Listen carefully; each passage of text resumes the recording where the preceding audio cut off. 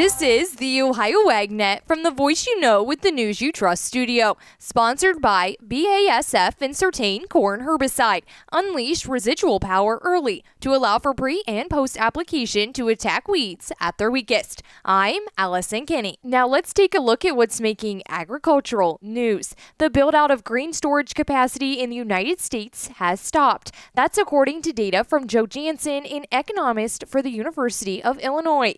He wrote on the Farm Doc Daily website that U.S. grain storage capacity grew in parallel with production from 2000 to 2019, and that was at about 350 million bushels a year. However, that growth has stagnated since 2020 across all regions and facility types. Jansen said the stagnation combined with continued production growth has led to a record high capacity utilization rate, particularly in on-farm storage. And now let's go to Ty Higgins for some more information about the relationship between a producer and their local soil and water office. Earlier this week, the Ohio Federation of Soil and Water Conservation Districts held their annual partnership meeting.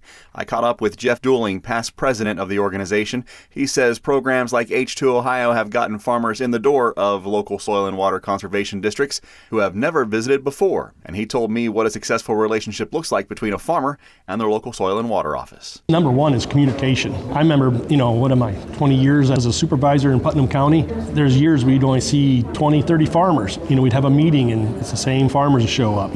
Now we have over 400 some contracts. So our office is busy. We have 5, 6 employees nonstop, just answering phone calls, talking, and it's a great relationship. So, and I'm hoping we can just keep pushing that into other counties across the state of Ohio. And there's programs out there that I think can fit in every farmer's toolbox, help them out. Right now, with inputs are high, a few more dollars in your pocket isn't going to hurt, and it doesn't take much to get some of this money. That's Jeff Dooling, past president of the Ohio Federation of Soil and Water Conservation Districts. You can learn more about H2 Ohio and other conservation efforts in your area by visiting your local soil and water office.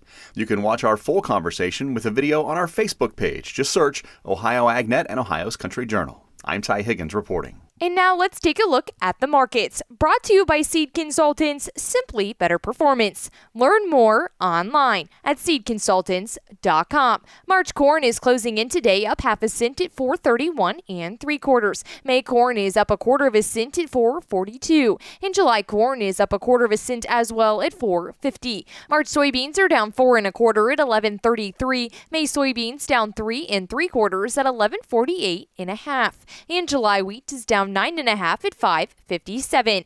Thanks for joining us. I'm Allison Kinney, and you're listening to the Ohio AgNet.